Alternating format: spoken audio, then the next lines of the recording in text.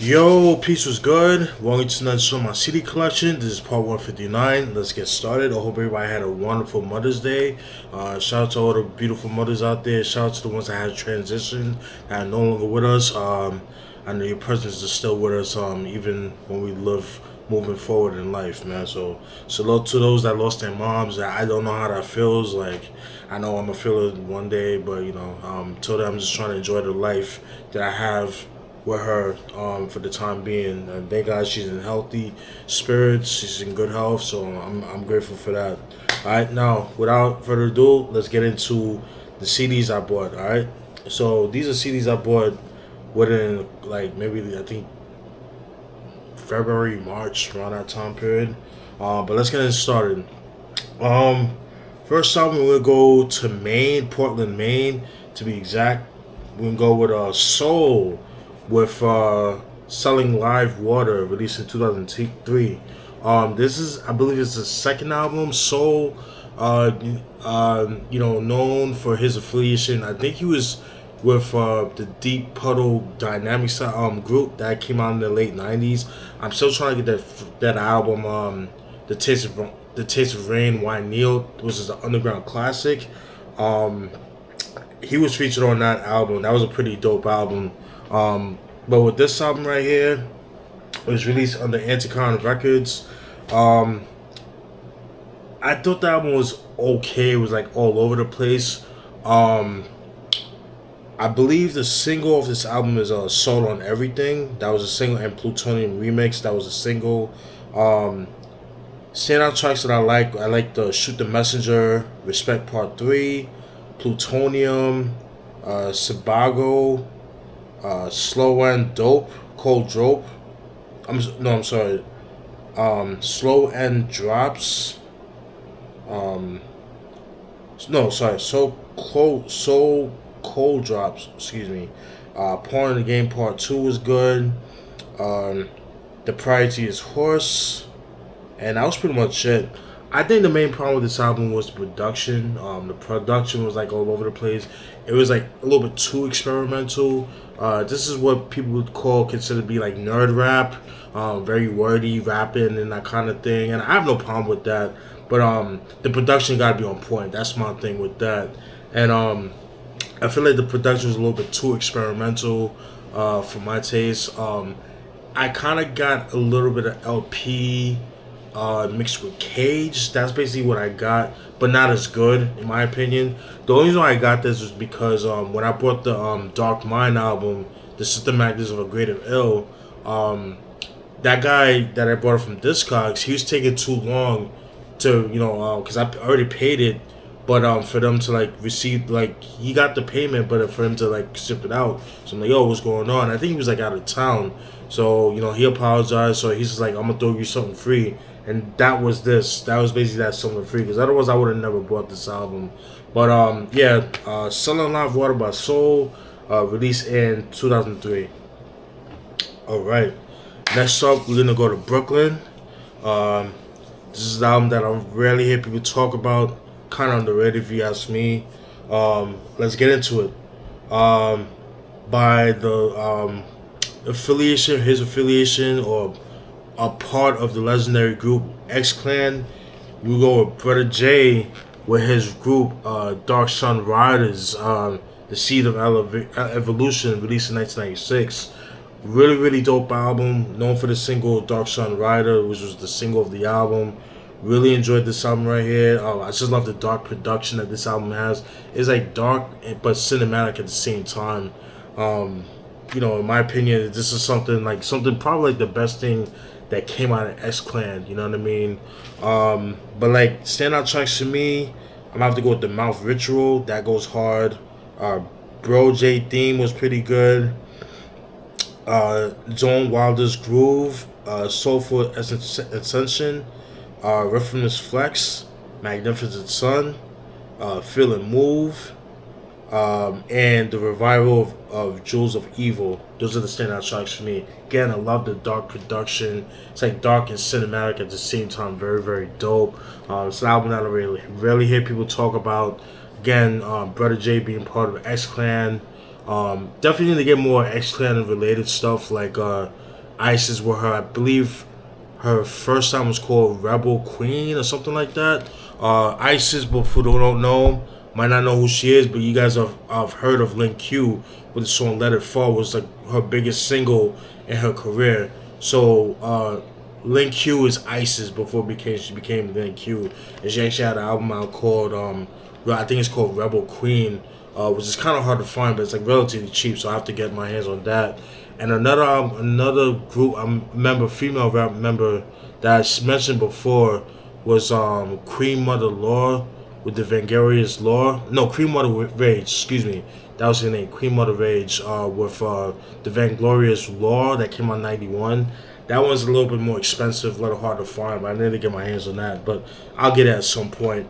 But yeah, Dark Sun Riders, The Seeds of Evolution, released in 1996. Alright, next up, from Brooklyn, we're going to go to LAX, we're going to go to South Central LA. It's another album that dropped in 96. I gotta just show it. Yo with Total Control. This was released in 1996. Finally got my hands on it. I could say that I have all of her albums on CD. You guys should know who Yo is. She was, Ice Cube's protege at one point. Did classic albums like Make Way for the Mother Lode, which I think is slept on. Black Pearl, and You Better Ask Somebody, which I think I fucking love those albums.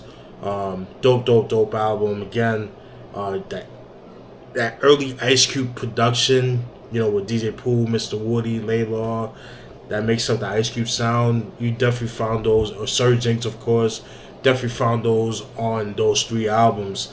Now, with that being said, so basically after the release of You Better Ask Somebody, in an interview back in like 94, she was just saying like how on those 3 albums that I mentioned before, she didn't really have creative control, you know what I mean? Because I guess she felt like Ice Cube just wanted her to be like, the roughneck homegirl, you know what I mean? That kind of thing.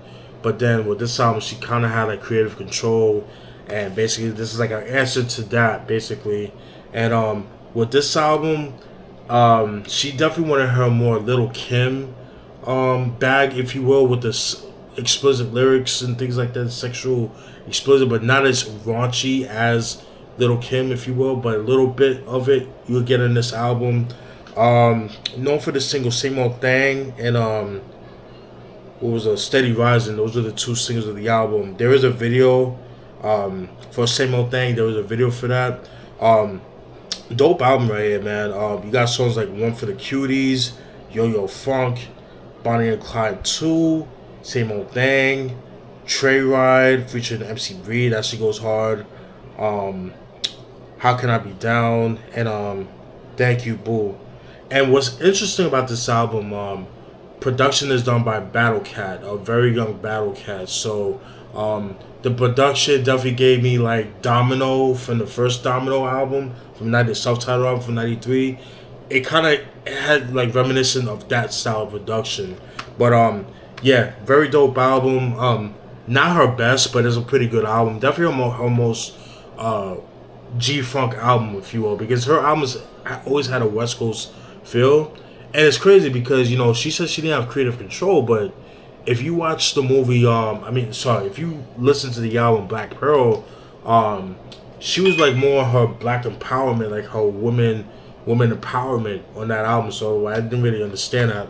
But nonetheless, glad I got my hands on this. Total Control by Yo-Yo, released in 1996. Let's see what's going on here. Okay. Alright, next up, from South Central, we're going to go to Compton. We go with MC Eiht with In My Neighborhood, released in 2000. So I have to make a disclaimer. When I showed you guys the Section 8 album, I thought that was the only album he dropped on the Who Bangin' Records. This was the last album he dropped after Who Bangin' Records, when he left Who Bangin' Records after this album, and I think he went like independent. But dope album, known for the single The Hood Is Mine. I believe that was a single. Let me see if I wrote it down. Yeah, The Hood Is Mine. That was a single. There is a video for it. Dope song, dope album right here. I like standout tracks for me is Get Money. That was pretty dope. The Hood Is Mine, From Your Hood to My Hood. Till I Die featuring Mac 10, that goes hard. All Around the Hood. Must Be Murder and Hood Rats. Those like the standout tracks. Pretty good album. Not one of his best, but I do like it. You know what I mean? I think over time, he started going on a decline after like this album. There were some other albums in the 2000s that were dope. The 2002 album, I forgot the name of the album. I do have that. But I'm more of a 90s MCA, you know, Compton's Most Wanted, and like even The Last Man Standing was I know some people didn't really care for. But pretty cool album. Again, this is the last album he dropped under Who Banger Records. This is MC8 with In My Neighborhood, released in 2000. Alright. From LAX, we're gonna go to Westchester County, Mount Vernon to be exact, Money Under Mount Vernon to be exact. We're gonna be chilling there for a little bit, and we're gonna go with Pete Rock with his second solo album, Soul Survivor 2, released in 2004. You guys should know Pete Rock is legendary MC, producer slash MC. On social media, he could be a bit of a dick. Let's just keep it a buck. He the type of dude that if he don't know you, he won't respond to you unless he disagrees with you. That's one thing I don't like about Pete Rock. I don't really like that. But if he knows you personally, he'll respond to your comment. That's something I did notice about Pete Rock, about about him on social media, especially on IG. But getting back to this album, this is the second installment, Soul Survivor. Came out 6 years after Soul Survivor, the one that came out in '98, was I think is very slept on. Pretty decent album. Known for the singles Warzone, and it's a love thing. Standout tracks, I'm gonna have to go with Give It To a Little Brother. That shit goes hard. It's a Love Thing. Beef with Crumb Snatcher. That shit goes hard. No Tears. Head Rush. Fly Till I Die. That shit goes hard. Warzone is dope. The Villa. That's another dope joint right there. Niggas Know and Appreciate. This was a cool album. Again, not some of his best material, in my personal opinion. I think around this time he kind of went on a downhill, kind of went a little bit of a decline production wise. Production is a little bit more polished compared to his early stuff. I think around this time, this is when he ditched the SP1200. He went to the MPC 2000 XL. So you could definitely tell with the production on here. But ironically, his collaboration album he did with Edo G with My Own Worst Enemy, which is a fucking dope album right there. I need to get my hands on that. That's a very dope album. That's also came out in 2004. But this was okay. Not his best, but it's decent, and you can tell he's this is like his homage to Miles Davis' Tutu album that dropped in '86. So this was like basically like his dedication to that. But yeah, Pete Rock with Soul Survivor 2, released in 2004. And still in the Soul Survivor 2 realm of things, we're going to go with Pete Rock with the Surviving Elements. This was released in 2005. These are basically instrumentals of songs that didn't make the Soul Survivor 2 album from 2004. So this is basically like leftover tracks. Not so much vocals, but just like instrumentals. And I actually like this. This is pretty cool. This is a promo copy too. Standout tracks for me, I'm gonna have to go with Hop, Skip, and Jump. Smoking Room. Smoking Room Only. Flying. Marching On. Placebo. Fairground. Stormy Weather. That shit goes so hard. You Are What You Are. That shit goes hard. And Intrigue. This is the promo version. Again, with this album, it was released on the BBE, and Pete Rock got pissed off this album got released. So this was not really like an official album because he didn't get permit. BBE didn't give they didn't get permission from P-Rock to release this. So yeah, so he's pretty pissed about that. So but it's pretty good. Like, again, if you like the Soul Survivor 2 album, production wise, you'll definitely enjoy this album right here. But this is P-Rock, the Soul Survivor elements from the Soul Survivor 2 sessions, released in 2005. Yeah, sip of my juice. Alright. Next up, the last of the P-Rock realm of things. From 2005, we're going to go to 2008. This album was like highly anticipated when it was coming out in that year. And that album is P-Rock with New York's Finest. This was released in 2008. Dope album. So glad I got my hands on this album. Known for the single Till I Retire, which there was a video for. I believe this was Nature Sounds. This really sounds like Nature Sounds. Very dope record label. Standout tracks to me, I'm going to have to go with Till I Retire. 914 with Sheek Loose and Styles P. That shit goes so hard right there. Questions with Royal Flush. Best Believer, Redman and LD. Ready for War with Chit Fu. And Renee Newfield of Zane. Basically, he sampled the Ani Kamoze Welcome to the World or Welcome to Jamrock, that kind of thing. Bring Out Back with Little Brother. That's what I'm talking about. The PJs with Raekwon and Massacre, that shit goes hard. It's another dope joint. Let's Go and Comprehend with Papoose. So glad I got my hands on this. I've been trying to get this out for years, so I got it for relatively cheap. So yeah, P-Rock with New York's Finest, released in 2008. Next up, we're gonna go to Detroit. I'm gonna go with Detroit's Most Wanted, Tricks of the Trade Volume 2, The Money Is Made, released in 1992. Very dope album. Glad I got my hands on this. I do have the 94 album. Forgot the name. I bought that years ago. Known for the single The Money Is Made. That was a single. There's a video for that.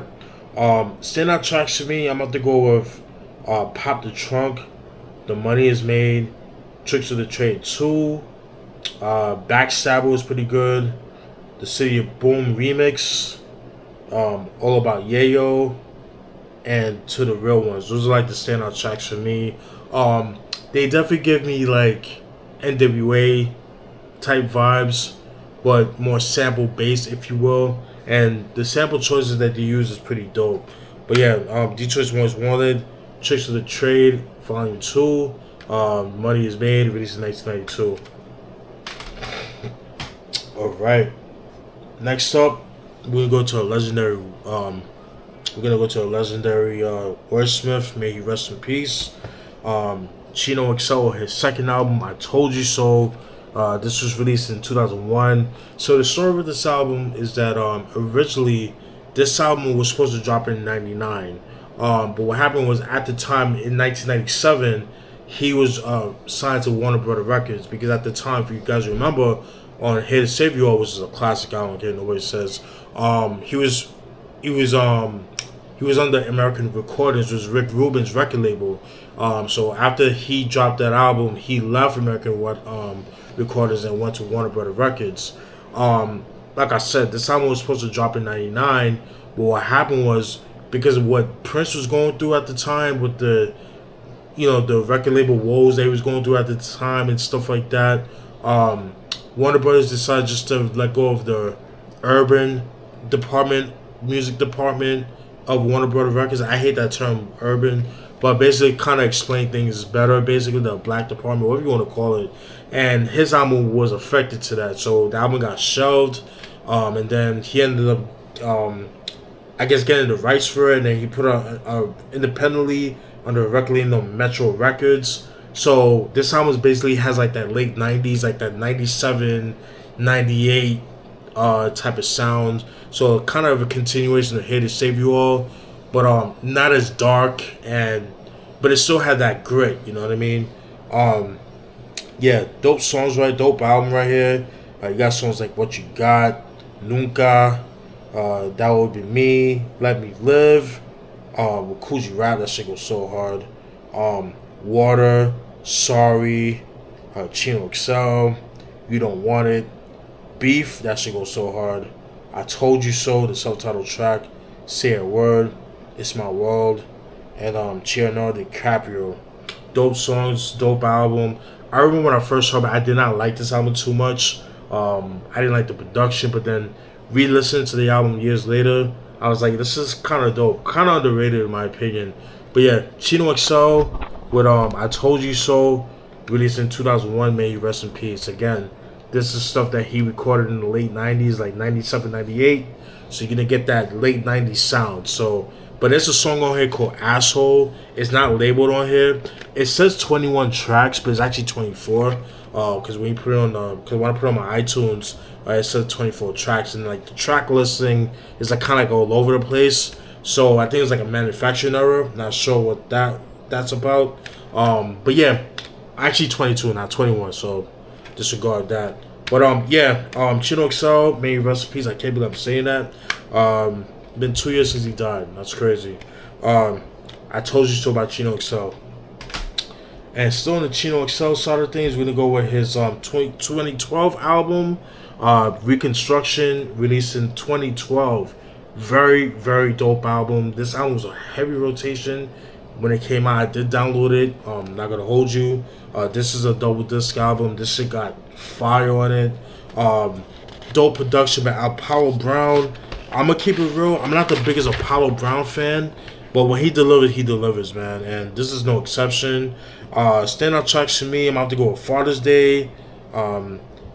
Have Two, It's Not Too Late, Wicked Church, Silent Art Child, Broken Halo, Hell Song, Bad Man Bible, Mama Told Me, Can Be, Arm Yourself, Sleeping Scarlet, Nah, I, Regarding Elizabeth, Closer to God, Cross Your Heart, that should go so hard right there. Buried in Vocabulary, Crazy Love, Take It Back, and Nice. Those are the standout tracks. Very, very dope album. Definitely one of his best albums. Very slept on in my opinion. But yeah, Chino XL with Reconstruction, released in 2012. Next up, from LA or Newark, New Jersey, whatever the case may be. We're going to go from LAX. We're going to go back to New York City. We're going to go to the island of Shaolin. Been trying to get this album for years because this album was like long out of print, kind of hard to find. A little up there in price too. And we're going to go with Killarmy with Fear, Love, and War, released in 2001.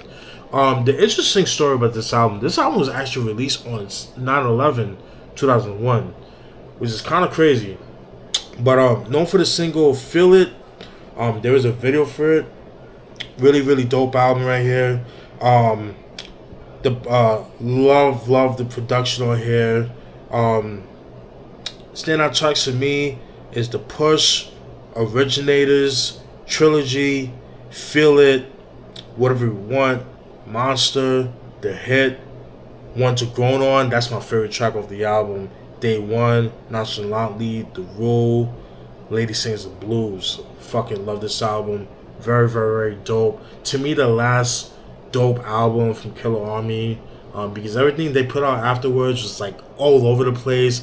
Knife Prince trying to live off the Knife Prince, the Killarmy name, putting out music under his name, putting it as Killarmy. So being basically like a cash grab, and people wasn't really feeling that shit. So but I will tell you this, Knife Prince is a dope producer. He does make some dope beats. But very, very dope album. One thing I did notice, Killer Sin is not on this album as much. Notice that. Was kind of interesting to say the least. But yeah, Killarmy, Fear, Love, and War, released in 2001. And still in the Wu elements, so Wu Killer Beast side of things, we're gonna go with Sons of Man with Savior's Day, released in 2002. I'm just gonna say in a nutshell, this album was not good.